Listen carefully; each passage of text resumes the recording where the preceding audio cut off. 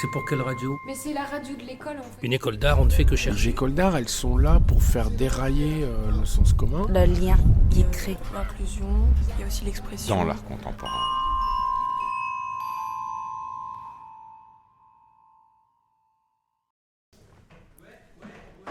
Bonjour à toutes et à tous. On est super ravis que vous soyez là aujourd'hui pour cette 3e édition de Radio ESA.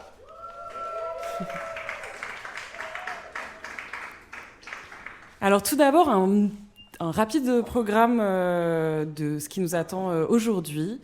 Donc c'est beaucoup de lectures, de poèmes, une réflexion autour de l'article de École d'art, la précarité comme toile de fond de Claire Moulin et un entretien avec Hélène sur le mémoire, aussi bien qu'un entretien avec Mercedes, une ancienne de l'ESA, et la visite de l'exposition IFA que vous allez retrouver tout à l'heure. Aujourd'hui, il fait très beau. Donc on est super contente. On espère que vous avez pris vos sandwichs pour manger au soleil. Je pense que vous avez vu, mais il y a un petit stand de café. N'hésitez pas, si à la fin de votre repas, vous voulez en profiter. Et puis aussi, la radio, comme vous avez pu le constater, se retrouve sur les plateformes. Aussi bien Spotify, Deezer que Apple Podcast et au lien Acast que vous a envoyé par mail. Donc vous pouvez réécouter tous nos programmes en podcast. Est-ce que ça marche bien le son en fait? Et pour commencer, on accueille Mafalda. Merci beaucoup Mafalda d'être là. Mais rien. Et donc aujourd'hui, tu vas nous lire un texte que tu as choisi. Tout à fait. Est-ce que tu veux le commenter un petit peu avant ou tu préfères le faire après? Peut-être on peut le faire avant. Avant, oui, bien sûr. Oui. En fait, je vais lire un texte, c'est Elizabeth Bishop. C'est une autrice qui a gagné le prix Pulitzer des années 50. Et ses écritures, elles sont très sensibles, en fait. Et là, spécifiquement, cet poème, ça parle de la perte, de perdre. Voilà. Ok, super. Et donc, c'est un poème qui est en anglais? Oui. Oui, et aussi une autre particularité de la façon comme elle écrit la poésie, c'est qu'il a beaucoup de rythme là-dedans. Okay. Du coup, malheureusement, on ne peut pas traduire ces poèmes. C'est pas très beau, en fait. Oui. Eh bien, super. Vas-y, tu as le micro, Mafalda. Ok. Du coup, le poème s'appelle One Art. The art of losing isn't hard to master. So many things seem filled with intent. To be lost at their loss is no disaster. Lose something every day, except the fluster of lost door keys, the hour badly spent. The art of losing isn't hard to master. Then practice losing farther, losing faster. Places and names and where it was meant to travel to. None of this will bring disaster. I lost my mother's watch, and look, my last or next to last of 3 loved houses went. The art of losing isn't hard to master. I lost 2 cities, lovely ones, and vaster some realms I owned, 2 rivers, a continent. I missed them, but it wasn't a disaster. Even losing you, the joking voice, a gesture I love. I shan't have lied, it's evident. The art of losing's not too hard to master. Though it may look like it, write it, like disaster. Merci beaucoup, Mafalda. Je les ai en prie. Et maintenant, suite à ce poème, on va retrouver Martina, qui, alors c'est la première chronique de Martina à la radio. Donc, comme vous le savez, Martina, elle est aussi productrice de la radio. et donc, c'est la première fois qu'on fait ce format-là. Je pense que l'idée aussi, c'est que ce soit une invitation à l'échange et à la réflexion. Et aussi, si vous avez envie de faire des chroniques à la radio, je pense, n'hésitez pas à proposer un peu sur ce format-là que vous allez découvrir, qui est une lecture d'articles commentés. Voilà, si ça peut inspirer d'autres personnes à faire le même exercice, c'est chouette aussi. Oui, voilà, exactement. Donc bonjour tout le monde. L'idée, c'était seulement vous faire part d'une lecture que j'ai faite récemment, que je trouve que c'est un article qui a circulé aussi, qui a été partagé dans les mails de l'école, et que je trouve que c'était assez important parce qu'il retrace ou il fait comme un état des lieux de la situation des écoles d'art en novembre 2023, donc ça commence à dater un peu. C'est un article qui est sorti en Libération, qui était écrit par Claire Moulin, pour la citation, qui s'appelle « École d'art, la précarité comme toile de fond », et que je trouvais que ça nous concernait pas mal. En gros, l'article, il dit que les écoles d'art partout en France, métropole en tout cas, ils traversent une triple crise. L'article parle d'une crise structurelle due à l'inflation, à l'augmentation du coût de l'électricité et des salaires, due aussi à une mauvaise gestion de certains cas des écoles particulières, mais qui sont assez nombreux quand même. Et en même temps une crise idéologique, dans le sens où les écoles se doivent obliger à défendre leur spécificité par rapport à l'enseignement supérieur, qui n'est pas le même que l'enseignement supérieur aux universités ou à la fac. Et en plus, c'est un enseignement qui se prête mal à une évaluation par la rentabilité. Voilà. Ok, c'est intéressant. Donc c'est vraiment de dire que c'est un mode d'enseignement tellement spécifique qu'on a du mal, que le gouvernement a du mal à comprendre en quoi c'est rentable et peut-être à évaluer aussi le mode pédagogique d'une école d'art. C'est ça, c'est un mélange des deux.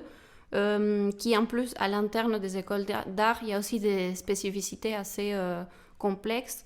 Pour rappel, par exemple, on a d'un côté 8 écoles de beaux-arts nationales qui dépendent entièrement du ministère de la Culture, c'est-à-dire au niveau pédagogique et au niveau financier. Et dans une autre catégorie très différente, il y a 33 écoles territoriales, territoriales qui ont un statut mixte, c'est-à-dire ils sont sous la tutelle pédagogique du ministère de la Culture, donc pareil que les écoles de beaux-arts nationales, sauf qu'ils sont sous la tutelle financière par les collectivités, donc les villes, les municipalités, les métropoles, les régions. Et c'est surtout ces statuts mixtes qui posent problème. Et Tourcoing, par exemple, Tourcoing-Dunkerque, c'est une école territoriale. Voilà, on va parler un peu de la situation ici, du contexte dans la région de France, enfin très rapidement. Mais donc l'article, il parle aussi d'un rapport qui a été commandité par le ministère de la Culture en octobre 2023, qui a été écrit par Pierre Houdard, qui est un ancien directeur de l'école d'art à Marseille, qui est aussi une école territoriale. Le rapport s'appelle « Cold Case, affaire non élucidée ». Donc il commence un peu avec une histoire des écoles d'art. Il dit par exemple, je trouvais assez intéressant qu'il montre que la cartographie des écoles d'art en France est restée quasiment stable depuis le XVIIIe siècle. Donc, et je le cite, on est là dans le dur de ce qui fait la France. Je trouvais ça assez intéressant par rapport à ce qui fait l'importance ou la place de la culture en France et à quel point les écoles d'art et surtout un maillage, une présence dans tout le territoire français, en métropole en tout cas. Voilà, c'est très important. Donc Houdard, il parle aussi de certains problèmes comme une jeunesse très précaire, perplexe et qui doute de la capacité des institutions à répondre aux enjeux contemporains.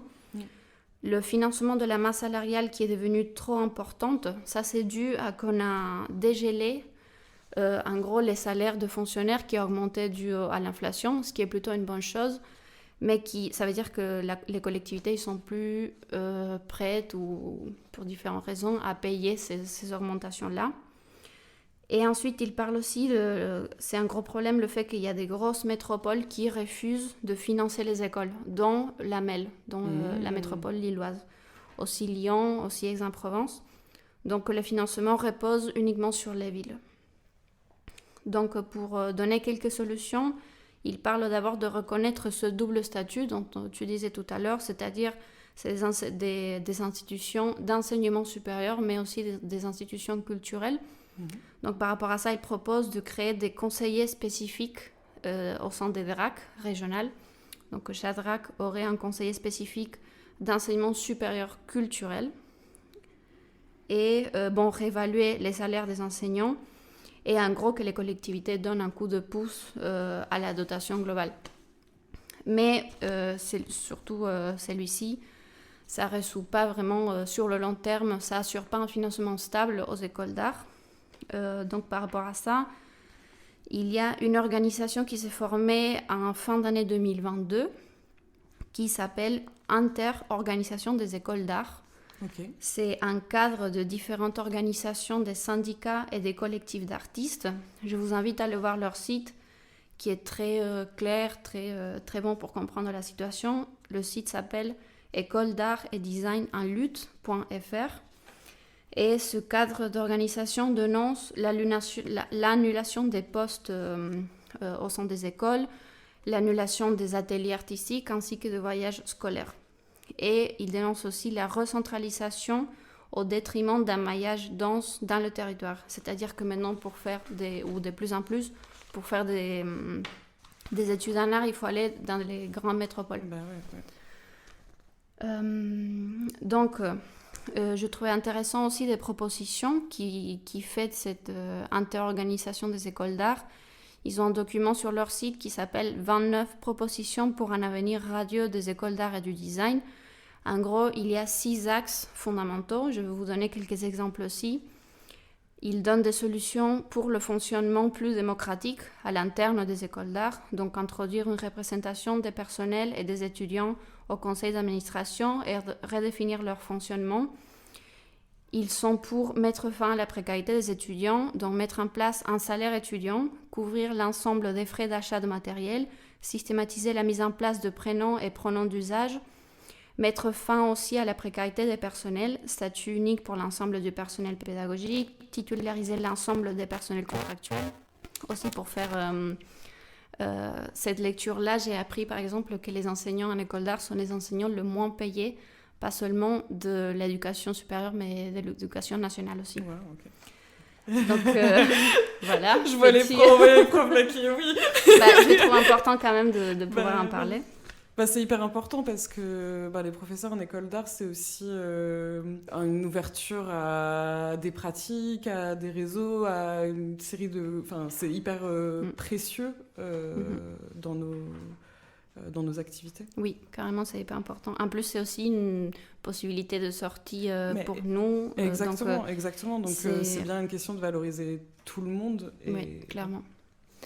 Ces propositions sont aussi pour la pérennité financière, pour une reconnaissance des étudiants en tant que travailleurs de l'art en formation et pour une professionnalisation et une reconnaissance des travailleurs et travailleuses de l'art.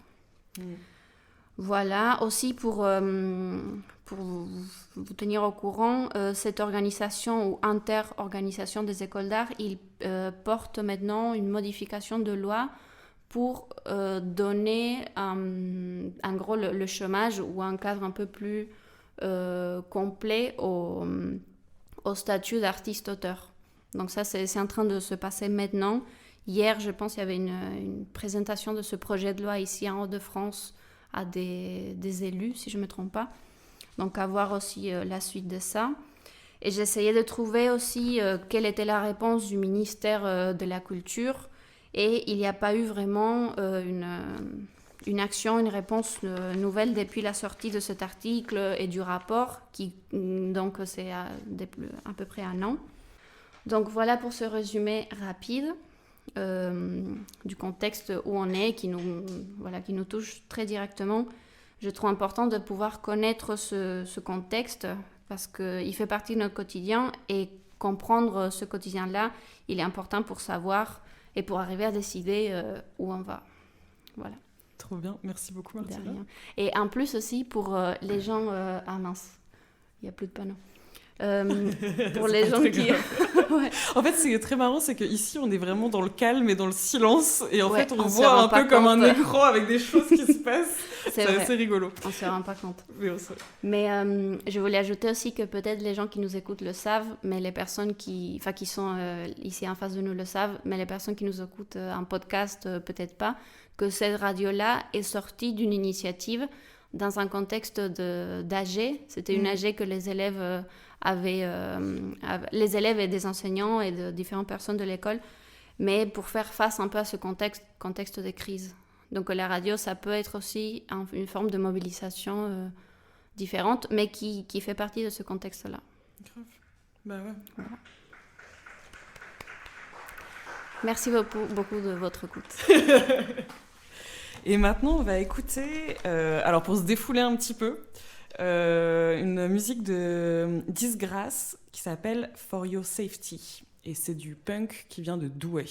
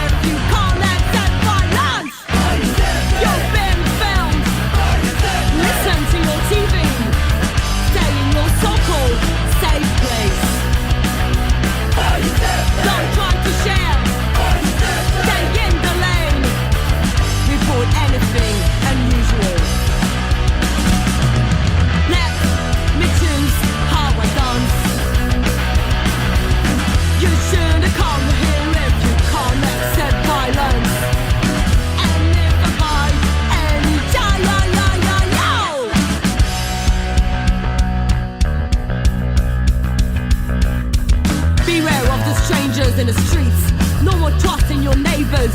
Your government wants you safe, so stay in your fucking sheets. And no more tips for the raiders.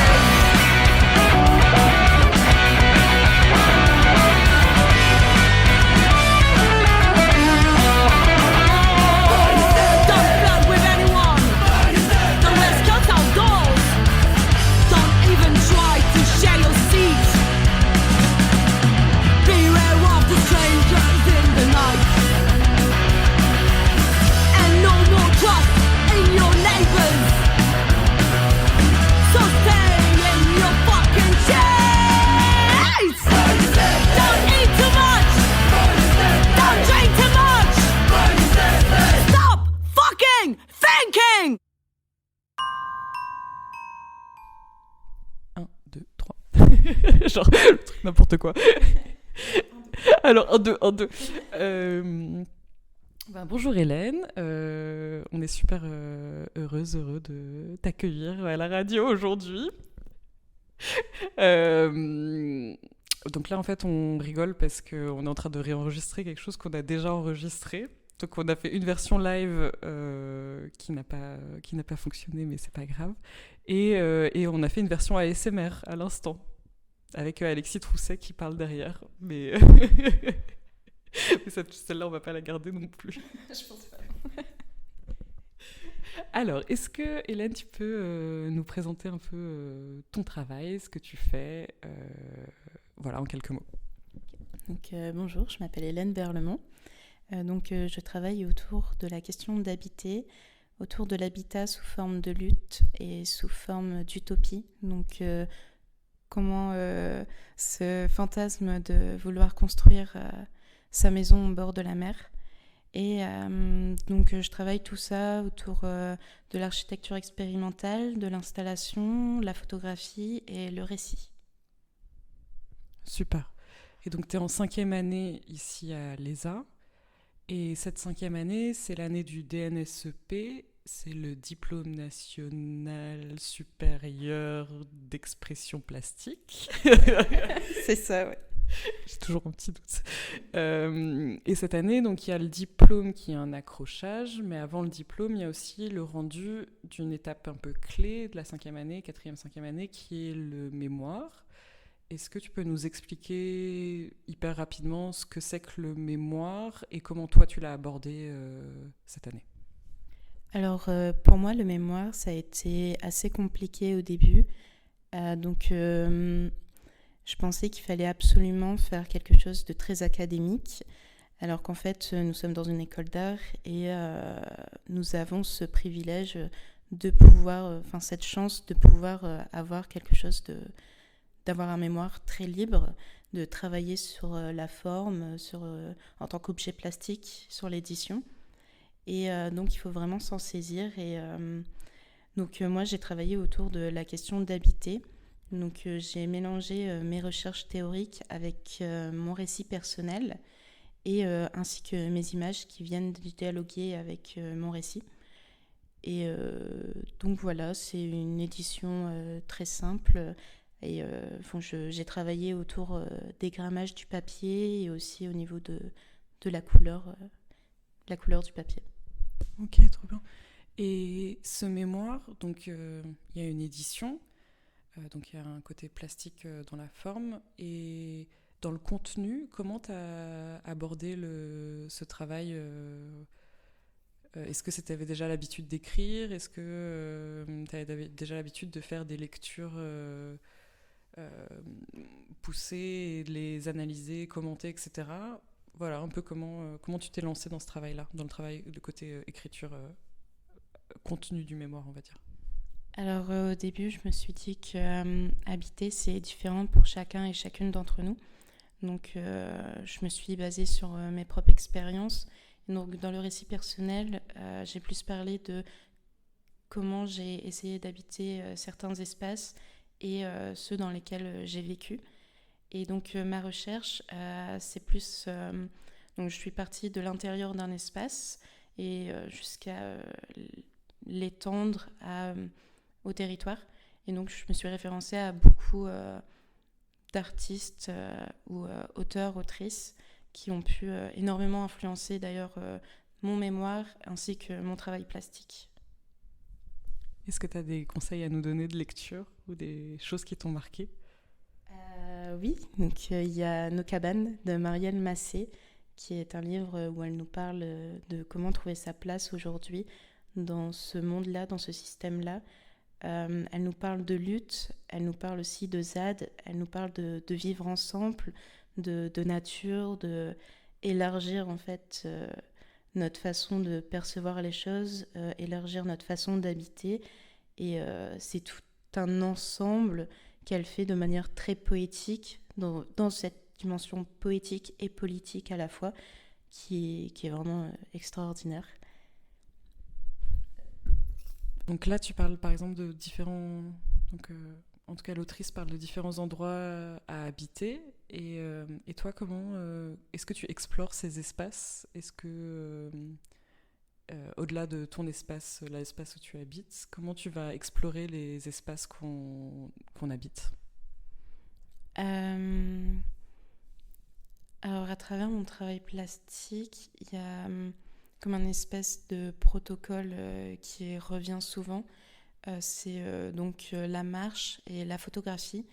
Je viens photographier des espaces qui m'intéressent, des architectures qui pourraient m'aider justement à faire évoluer mon travail plastique, qui est également un travail plastique en lui-même et de la recherche. Et j'essaye de trouver dans ces images-là, dans ces photographies, quelque chose entre les deux dans cette de comment moi je perçois l'habiter et qui d'ailleurs se voit à travers mon travail plastique qui est pour moi la construction. Et voilà, j'essaye de faire tout un ensemble entre la recherche et le travail plastique. Ok, trop bien. Et ces photos, c'est des photos à l'argentique ou au numérique? Est-ce que tu as une démarche de photographe avec est-ce que tu les développes aussi? Qu'est-ce que tu en fais de ces photos? Ou comment elles sont produites et qu'est-ce que tu en fais? Alors, les photos, elles sont toutes en argentique. Je vais pas les développer. Enfin, je développe la pellicule. Donc, après... J'y connais absolument rien en photo, donc c'est pour ça que mes questions sont un peu nulles. Non, pas de souci. Je développe la pellicule, oui.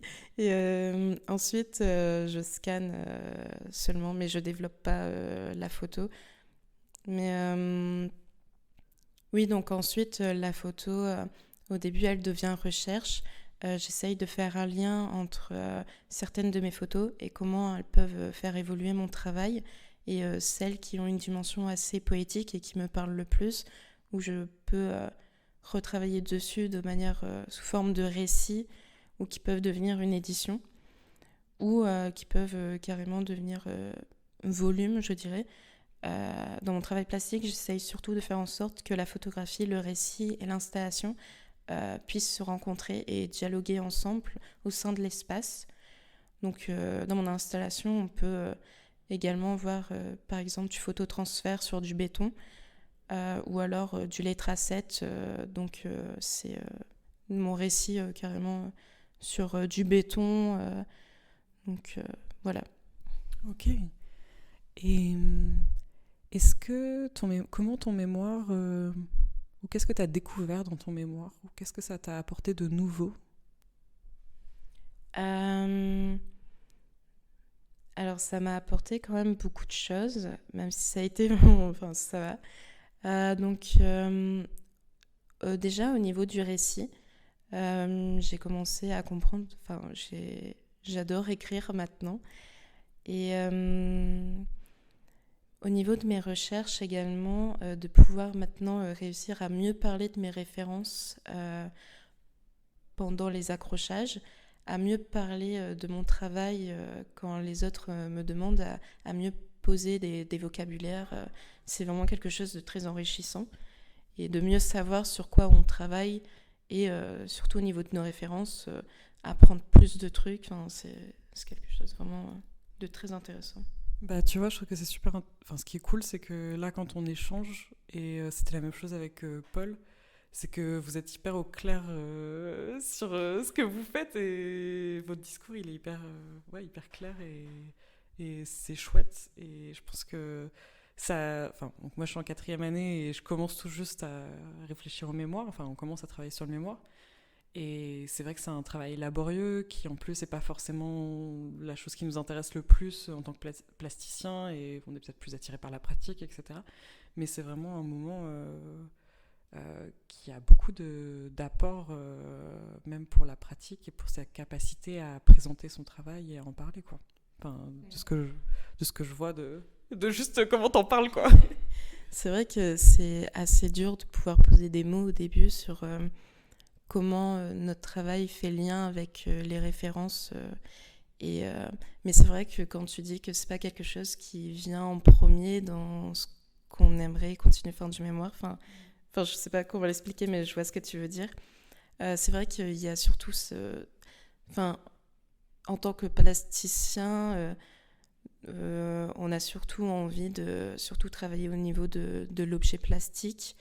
Et je pense que c'est là où, en fait, le fait de rentrer dans ce truc de... On est dans une école d'art, donc on est libre. C'est à partir du moment... Enfin, le mémoire aussi, il contribue à ça. Et de pouvoir jouer avec, justement, la forme, avec la mise en page, la typo.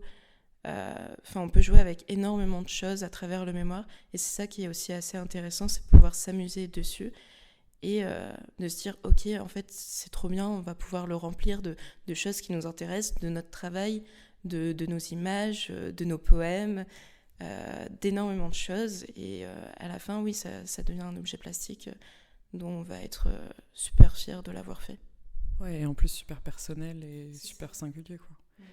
Et est-ce que dans cet exercice-là, il y a eu des moments où tu t'es retrouvée face à des...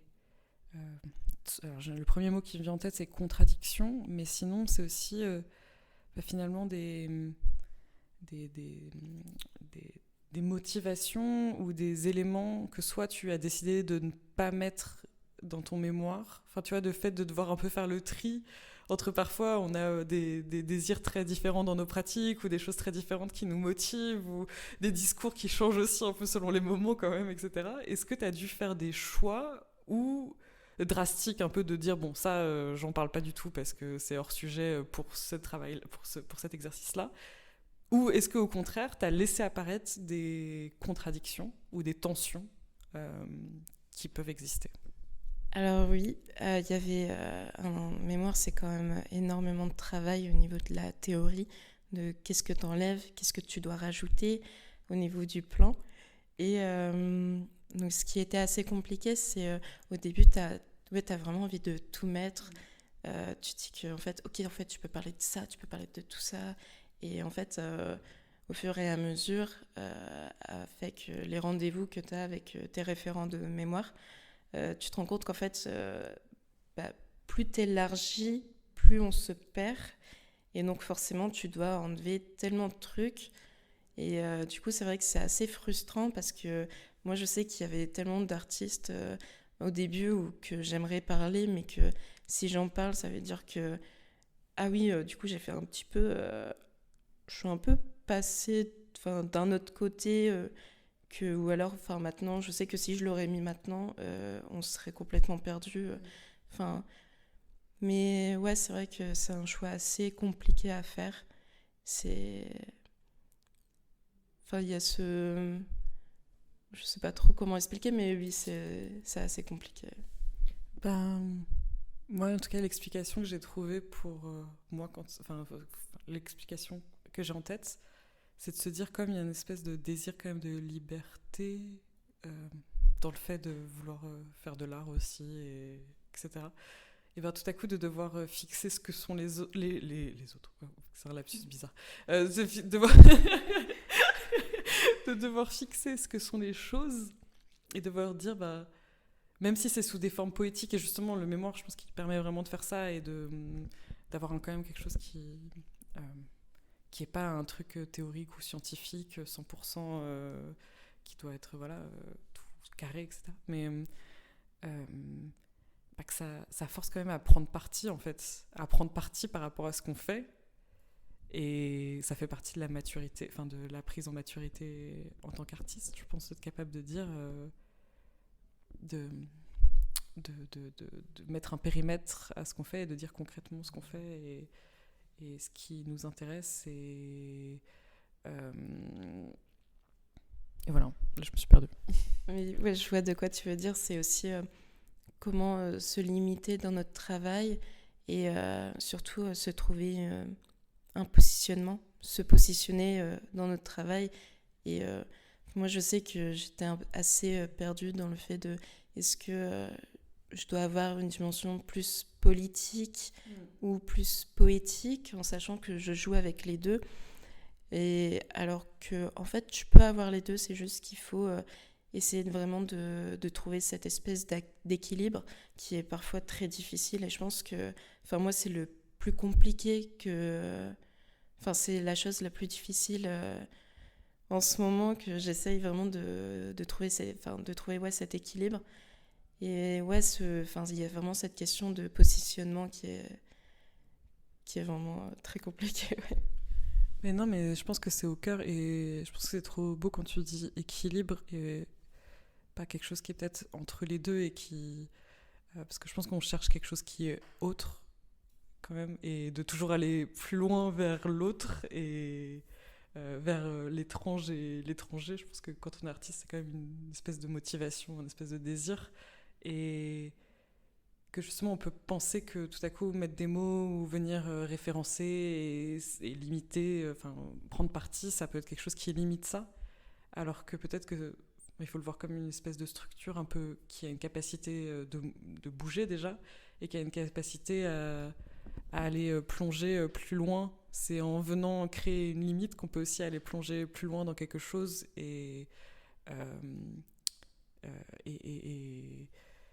en sortir des choses peut-être plus intéressantes aussi, et ça n'empêche pas de faire bouger ces limites et d'être en capacité de les franchir voilà. Non, mais ouais, c'est ça. C'est surtout qu'à partir du moment où tu as une limite, tu sais aussi ce que tu vas rechercher. Et moi, maintenant, j'ai plus de facilité à retrouver, à trouver des références, des artistes où je sais que ils vont m'aider à évoluer mon travail plastique. Et donc, ouais, je trouve que cette limite, même si elle est assez frustrante, parce que tu as envie vraiment d'élargir, elle va te permettre de vraiment te fixer dans ton travail et de le faire évoluer. Donc je pense que la ligne directrice, elle peut définir absolument ça. Oui. Cool. Et en parlant de ça, est-ce que tu sais déjà ce que tu vas faire l'année prochaine ? Donc parce que l'année prochaine, tu seras plus à l'école en principe. Oui. Du coup, j'ai été prise aux Beaux-Arts de Marseille pour faire un deuxième master en design. Et donc, j'aimerais continuer autour de l'habitat, autour de vraiment comment l'habitat peut devenir en fait demain avec les enjeux écologiques et économiques d'aujourd'hui. Voilà. Trop bien, bravo. Et donc à Marseille, c'est une école de beaux-arts aussi. Mais par contre, c'est un master donc spécialisé en design. Donc le design, en fait, est approché d'une façon art plastique, quoi. C'est ça. Alors, ils font option art et option design. Et alors, si j'ai bien compris, parce que je me suis beaucoup renseignée quand même sur cette école, mais l'école est vraiment, niveau option design, c'est très très vaste. Et donc tu peux faire ton travail s'il est plus dans le design d'espace, c'est ok. S'il est plus dans le design d'objets, c'est ok aussi. Et donc ce qui m'intéresse le plus, c'est le design d'espace. Et donc il y a des cours plutôt au niveau de l'autoconstruction, l'éco-construction et tout ce qui est la fabrique, concevoir. Et c'est quelque chose qui m'intéresse, de pouvoir faire évoluer mon travail dans cet aspect-là, dans ce chemin de la modulation, de l'habitat de demain, du coup. Tu te vois faire les maisons, les habitats de demain ? Enfin, les lieux de vie de demain ? Alors, je sais pas si je dirais que je me vois dedans, mais j'aime bien cette espèce de monde que je me crée au fil des années en travaillant sur l'habitat.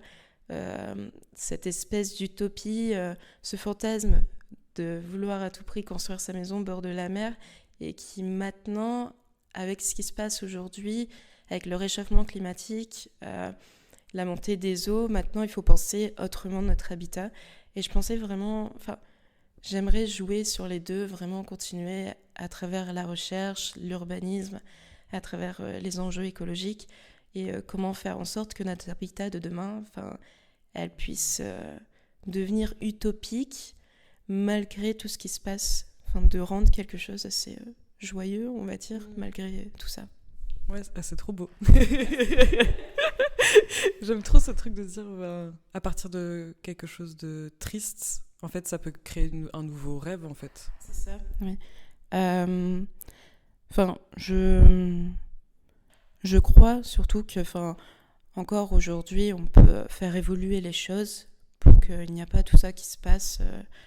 Mais il y a des choses dans lesquelles je pense qu'on ne peut pas éviter, comme surtout la montée des eaux. Et ça, c'est quelque chose à prendre en compte et du coup à l'imaginer autrement qu'un désastre, même si c'est vraiment... voilà. Mais de l'imaginer autrement et maintenant imaginer une nouvelle manière de vivre et dans tout ce rapport-là d'utopie, de vivre ensemble, d'écolieux, de biorégions, de travailler vraiment autour de toutes ces questions-là, quoi. Trop bien, merci beaucoup. Et merci pour cette belle note de fin, ça fait plaisir. Merci beaucoup. Au revoir Hélène. De Mercedes Klausner, qui est une ancienne de l'ESA, elle a fait son DNA ici il y a quelques années. C'est une artiste argentine qui a son atelier au Couvent des Clarisses.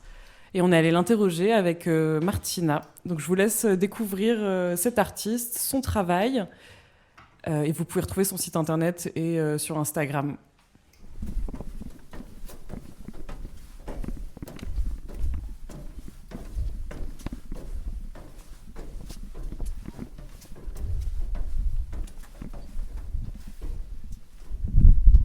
Je travaille autour de la disparition, c'est quelque chose qui m'interpelle dans mon travail. Donc chaque fois, c'est des sujets qui vont venir d'une certaine manière dévoiler une mémoire. Et moi, j'aime bien travailler avec les mêmes matières. J'essaie de travailler cette mémoire à partir des matières qui sont liées aussi à ces sujets. Est-ce que la pratique de la récupération est quelque chose que tu as depuis le début dans ta pratique artistique? Est-ce que c'est quelque chose... Comment c'est arrivé, cette pratique-là? Oui, c'est drôle parce que je pense que c'est quelque chose qui a apparu surtout en étant ici sur place. Est-ce qu'il y a la place pour... est-ce que tu travailles un peu en collaboration avec la matière? Est-ce que tu laisses une place aussi à l'aléatoire de la matière? Qu'est-ce qu'elle t'apporte ou comment ça complète Oui. Tout à fait, c'est mon question parce que l'aléatoire, c'est quelque chose qui m'intéresse beaucoup et que je l'ai fait déjà depuis des années avec mes dessins. Moi, j'aime beaucoup comme cette idée de ne pas travailler à partir d'une feuille blanche. Moi, je suis, depuis toujours que je dessine, c'est un peu ma technique, mon moyen de m'exprimer préféré. Mais je ne veux pas me confronter à des feuilles blanches. Et donc, j'ai commencé à faire les contraintes, donc à faire des dessins, pas en partant d'une feuille blanche pour arriver à quelque chose d'hyper précis, sinon justement de me perdre dans quelque chose d'aléatoire, d'accidental. Donc, j'ai commencé à faire un peu comme, j'ai dit, comme des stimuli, c'est-à-dire des taches sur des papiers. Et à commencer à dessiner sur ces tâches pour arrêter de penser et juste dessiner justement et de composer à partir de ces accidents que j'ai faisais sur les papiers. Donc l'aléatoire, c'est quelque chose qui a un peu changé ma manière de voir les choses et de traiter l'art et les dessins. Je voulais me perdre justement et me retrouver juste à travers la matière. Donc c'est quelque chose que même aujourd'hui, je continue à faire. Mais bon, aujourd'hui, c'est vrai que la matière aussi a ses côtés aléatoires. Ça, c'est quelque chose que j'ai fait depuis le début, et c'est les dessins qui m'ont permis de sortir de l'hyperréalisme. Justement, j'ai fait des tâches comme celle-là, par exemple avec un fil. Et après, à partir de ça, je vais composer un dessin. Donc là, il y a un qui est en cours. C'est trop beau. Donc là, on voit une grande feuille de papier sur laquelle il y a comme des traces qui ont été faites par un fil qui a été plongé dans la peinture, j'imagine, ou dans un pigment avec... Qu'est-ce que c'est que la matière? Une encre? Dans ces cas-là, c'est de l'oxyde de fer. C'est une matière que j'ai trouvée ici. Je pense que quelqu'un l'avait utilisée pour la construction, on va dire. C'est un pigment qui s'utilise pour colorer les ciments. Okay. Et j'ai trouvé un pot, j'ai trouvé que c'était très beau. C'est un rouge un peu foncé, très foncé, un peu la couleur du sang. Oui. Et ça fait penser très à la brique aussi. Il y a vraiment quelque chose de... Tout à fait. Effectivement, dans la matité et dans la couleur qui résonne très fortement avec les morceaux de briques qu'on voit dans l'atelier et la brique qu'on voit par la fenêtre aussi. Oui, c'est vrai que c'est une couleur qui... Je pense qu'il y a toute une influence aussi parce que je l'utilise depuis que je suis là, et dans le Nord, et je pense que vraiment c'est quelque chose qui... Non, comme la question de la brique et la couleur rouge. Est-ce que tu penses que ton travail aujourd'hui serait différent de ce qu'on voit aujourd'hui si tu n'étais pas venu au Nord, mais même au couvent de Cléris? Parce qu'on voit un peu une influence hyper... assez directe du lieu où tu te trouves. C'est vrai qu'on voit aussi les pavés et puis on voit du charbon là-bas. Enfin, c'est vrai qu'il y a... Oui, en fait, je travaille à partir des différentes matières que je trouve, justement, Oui, cette idée de travailler avec des choses qui sont autour de nous, des charbons, des bois brûlés, des forêts, des débris. Après, en général, ces matières elles vont se retrouver aussi dans les sujets. Donc, par exemple, ces projets qui parlent de la disparition de ma maison familiale à Buenos Aires, qu'elle était en briques aussi. Donc, c'est ces dessins qui sont produits à partir des débris des briques de démolition. Ou ce travail-là, que c'est à partir des cendres des forêts brûlées qui viennent de la Patagonie argentine et de la Bretagne en France, qui parlent en fait justement des méga incendies forestiers, mais c'est cette idée d'aller chercher la matière vivante, non? Parce que c'est les sujets que je traite dans ces projets, qui s'appelle Lloverán cenizas, une pluie de cendres en français. Et en fait, pour moi, c'est comme un travail il est vivant parce qu'il est fait avec les mêmes matières des sujets que je traite. Et donc, tout à fait, c'est une question que je me pose beaucoup. Chaque fois que je pars d'ici, par exemple, je sais pas si je rentre en Argentine ou je suis ailleurs, je sens à quel point où j'habite, comment j'habite, va influencer mon travail. Et c'est sûr que les monastères m'a beaucoup influencé. Et donc, il y a la question de la lumière. Et, tous ces dessins, en grande partie, sont faits sur des vitres. Et parce que aussi, je travaille avec des projections. Donc, des fois, c'est des mélanges de dessins, installations. Et la question des reflets, par exemple, c'est quelque chose que j'ai devenu fascinée ici par les reflets que j'ai trouvés dans les couloirs et les différentes lumières, comme tout à l'heure je disais, dans mon atelier, mais dans les différents espaces à travers les saisons. Moi, en général, j'aime bien comme adapter la technique au sujet que je traite, que je vais traiter. Donc, même si il y a toujours les dessins, et là, petit à petit, il y a à chaque fois la question de la lumière, des reflets. Je pense que c'est quelque chose que j'aime bien parce que ça rajoute quelque chose de spatial à ces questions de la disparition, que c'est mon sujet. Donc, toutes ces questions de comment on peut impliquer plus au public aussi dans quelque chose de très statique que c'est les dessins. Donc, comment on peut faire sortir, non? Et envelopper les publics dans un dessin, par exemple. Et en même temps, sans utiliser la technologie ou le minimum possible. Donc, c'est pour ça qu'au début, par exemple, j'avais fait des tests. Mon première installation, c'était fait à l'ESA. Okay. Oui, ça peut vous intéresser. Mais... T'étais quand à l'ESA? Est-ce que tu peux nous dire quel moment tu y étais et combien de temps t'es resté? Oui, en fait, j'étais juste une année, mais c'était une année hyper riche. Et c'était de 2017 à 2018. Et donc, j'ai fait juste une année, et les dernières années des licences, parce que moi, j'avais déjà fait des études en architecture et en art en Argentine. Et je voulais tester en France, comme c'était une école d'art, et aussi pour justement profiter des ateliers, rencontrer d'autres personnes. Et vraiment, moi, je suis très contente par cette année à l'ESA, parce qu'elle m'a changé beaucoup de choses dans mon travail. Moi, quand je suis arrivée à l'ESA, j'étais très dessin classique. Je venais de sortir de l'hyperréalisme. Je faisais ces dessins que je vous montrais tout à l'heure. Et c'est en faisant des cours à l'ESA, surtout avec Marie Lelouch, je la nomme. Marie, si tu écoutes ça, cœur. Ouais. Et oui, c'est avec Marie qu'elle m'a un peu montré qu'on peut aussi dessiner et avec l'espace, non, avec l'installation.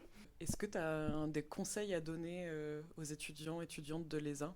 C'est un bon conseil, de créer les statuts tout de suite, comme si vraiment tu as envie de continuer dans le monde de l'art. Crée ton statut parce que tu vas être forcé à vraiment organiser, tu dois facturer, tu dois gérer ta comptabilité, tu dois te former.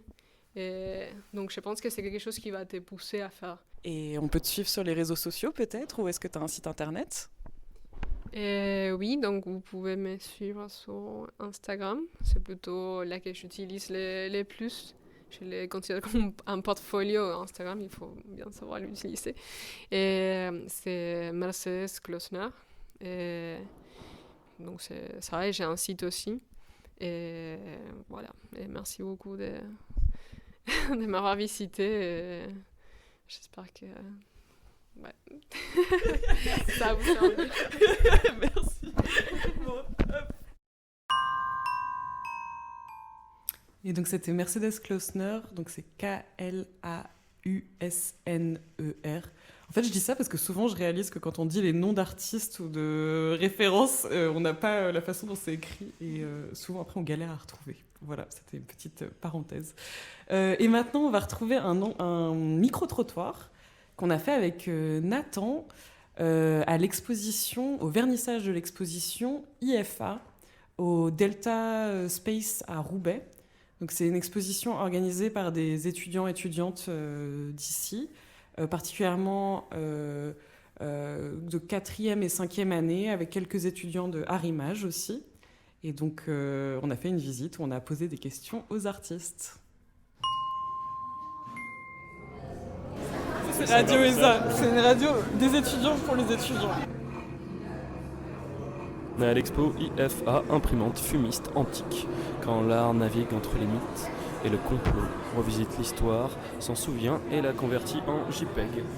L'exposition IFA propose un voyage antique à travers les nouvelles technologies, avec des escales dans la science-fiction et la dérision.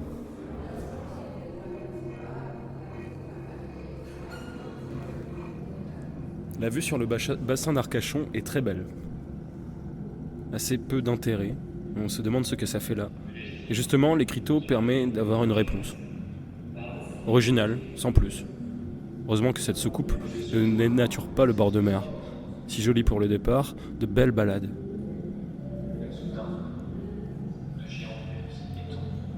Lucie surgit aussitôt dans les bras d'une autre personne qui cherche à ouvrir un chemin. La foule est dense.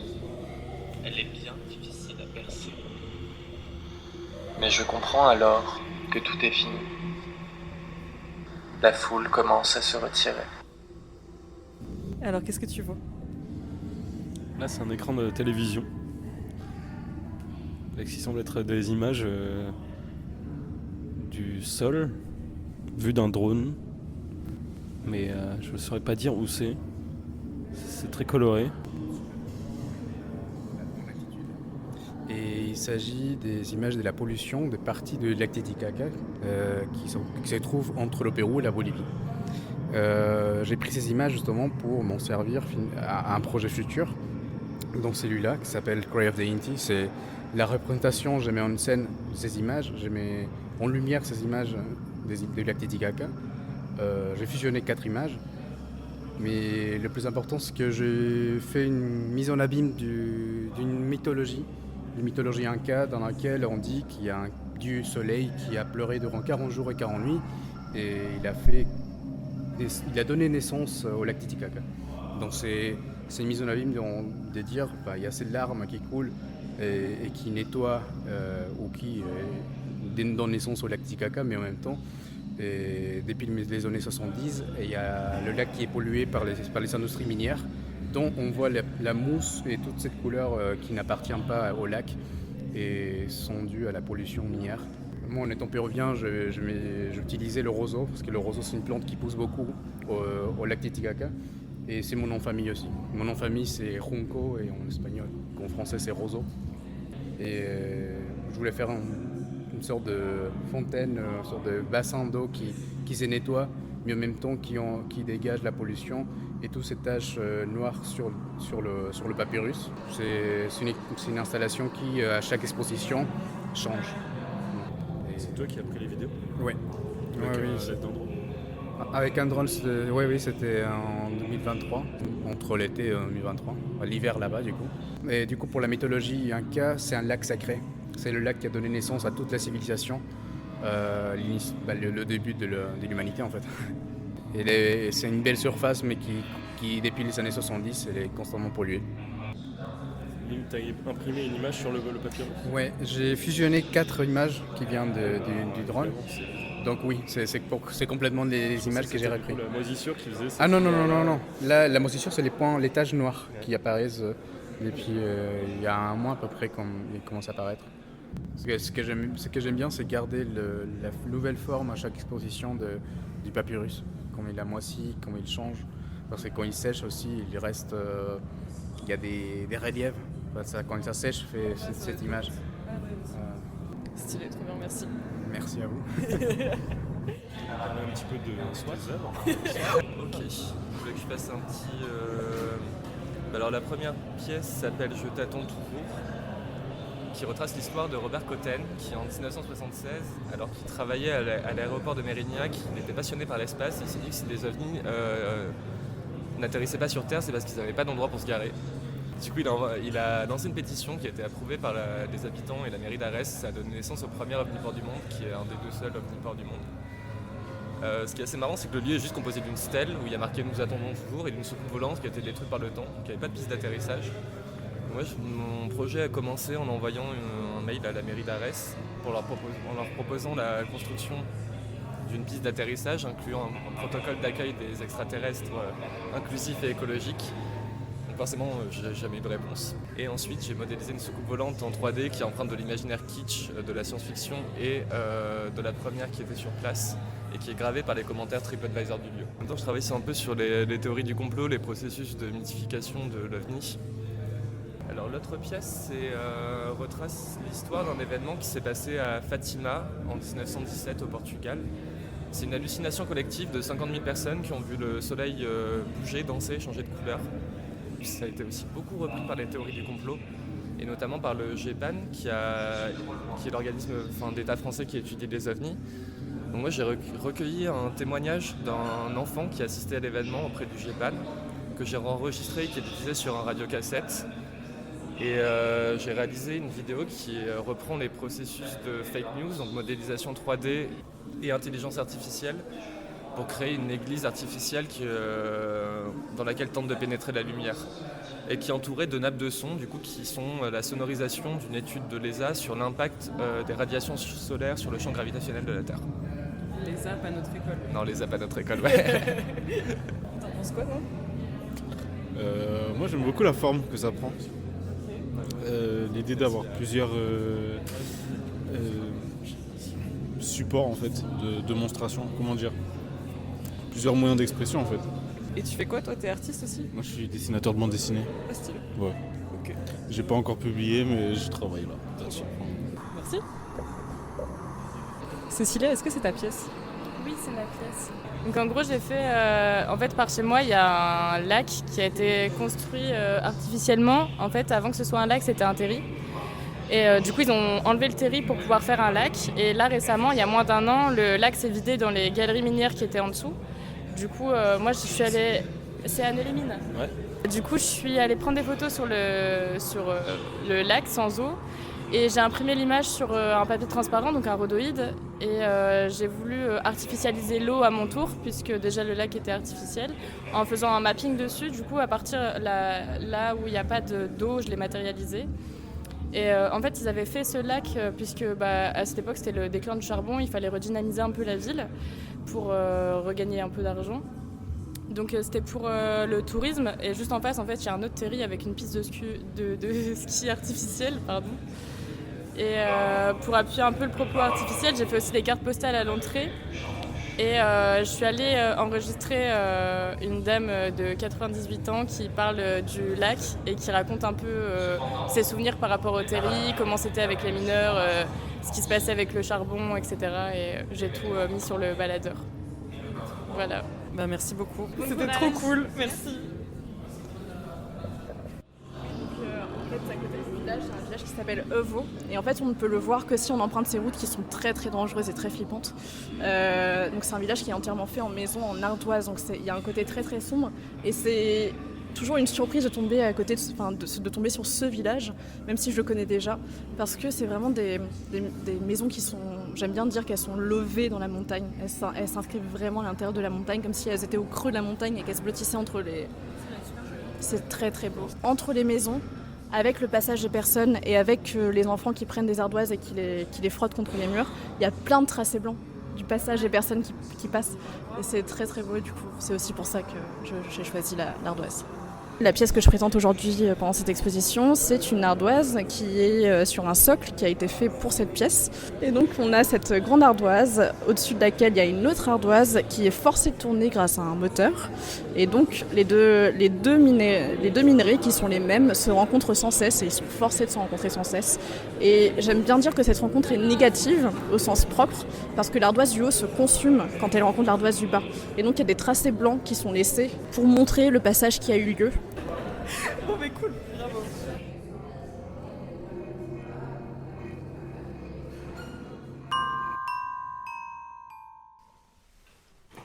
Alors la 3e émission arrive doucement à sa fin et on vous a préparé un petit agenda culturel pour les jours qui viennent et dans les prochains jours ça va beaucoup bouger. Là on vient d'écouter donc un micro-trottoir, plutôt un micro-vernissage donc de l'exposition IFA à Roubaix et cette exposition est toujours disponible. D'ailleurs ce soir il y aura une performance, donc nouveaumonde.pdf, qui débutera donc ce vendredi 17 à 19h. À savoir aussi que ce week-end, ce samedi 18, il y aura la nuit des musées, donc par exemple au FRAC Grand Large qui ouvre ses portes à Dunkerque. Il y a aussi la nuit des arts à Roubaix, donc le 17, 18 et 19 mai, avec des portes ouvertes d'ateliers d'artistes, le 18 et 19. Toujours dans le secteur, à la Maison Folie Hospice d'Avray, il y a l'exposition Variations contemporaines qui est visible jusqu'au 26 mai. Le 25 mai, il y aura un micro-festival dédié aux pratiques artistiques pluridisciplinaires à Lens, dans le bassin minier. Le 28 mai, il y a un ciné-débat sur l'actualité argentine. Le 25 mai, donc, il y a l'exposition Crescendo numéro 3 et la restitution donc, de résidence donc, à la Galerie des Beaux-Arts à Liège, en Belgique. Jusqu'au 2 juin, toujours donc, une exposition qui s'appelle D'un état à l'autre, à la plateforme. C'est un laboratoire donc, d'art contemporain qui se situe à Dunkerque. Le 17 mai, il y aura le vernissage de Textimove, Lille 3000, donc au Tripostal à Lille. Et encore une fois, donc, c'est le dernier jour pour l'exposition Mémoire qui, elle, est disponible à la visite à la Galerie des Ursulines, ici même dans l'école de Tourcoing. C'est le dernier jour, dépêchez-vous. Niveau musique, il y a un concert donc, du groupe City Liars et iBags ce samedi 18 mai à la Capsule à Arras, et aussi un autre concert des City Liars que vous pouvez retrouver donc, sur la métropole de Lille, à Roubaix, et ça sera le 24 mai aux 3 Tricoteurs. Et niveau poésie, le 18 mai, donc demain soir, il y a une scène ouverte de poésie au Café Citoyen à Lille. Dernière chose, c'est l'expo Le Parti pris des choses, qui se trouve donc au Centre régional de la photo, le CRP Hauts-de-France, qui est disponible jusqu'au 19 mai, ce dimanche. Et on retrouve Marie Bartkowiak, qui va vous en parler en lisant un extrait du livre portant le même nom que l'exposition, Le Parti pris des choses, de Francis Ponge. Merci. Donc je vais lire un extrait, c'est le début de Note pour un coquillage. Un coquillage est une petite chose, mais je peux la démesurer en la replaçant où je la trouve, posée sur l'étendue du sable. Car alors je prendrai une poignée de sable et j'observerai le peu qui me reste dans la main, après que par les interstices de mes doigts, presque toute la poignée aura filé. J'observerai quelques grains, puis chaque grain. Et aucun de ces grains de sable, à ce moment, ne m'apparaîtra plus une petite chose. Et bientôt le coquillage formel, cette coquille d'huître, ou cette tiare bâtarde, ou ce couteau, m'impressionnera comme un énorme monument, en même temps colossal et précieux, quelque chose comme le temple d'Angkor, Saint-Maclou ou les pyramides, avec une signification beaucoup plus étrange que ces trop incontestables produits d'hommes. Si alors il me vient à l'esprit que ce coquillage, qu'une lame de la mer peut sans doute recouvrir, est habité par une bête, si j'ajoute une bête à ce coquillage, en l'imaginant replacé sous quelques centimètres d'eau, je vous laisse à penser de combien s'accroîtra, s'intensifiera de nouveau mon impression, et deviendra différente de celle que peut produire le plus remarquable des monuments que j'évoquais tout à l'heure. Merci beaucoup Marie. Je vais laisser la parole à Clotilde pour clôturer l'émission. Eh ben, un grand merci à tout le monde qui a assisté à cette émission aujourd'hui. Un grand merci aussi aux personnes qui ont accepté d'être interviewées. Je vois Hélène juste devant moi et donc Mercedes à distance. On est hyper heureuse de faire la radio et on a pour idée d'ici la fin de l'année d'organiser un 100% live après les accrochages. Donc là, ça sera sur peut-être une grande table ouverte avec plusieurs micros et un espace avec des micros ouverts et on pourrait vraiment tous échanger sur un mode vraiment informel. Et voilà, un grand merci et puis à très très vite.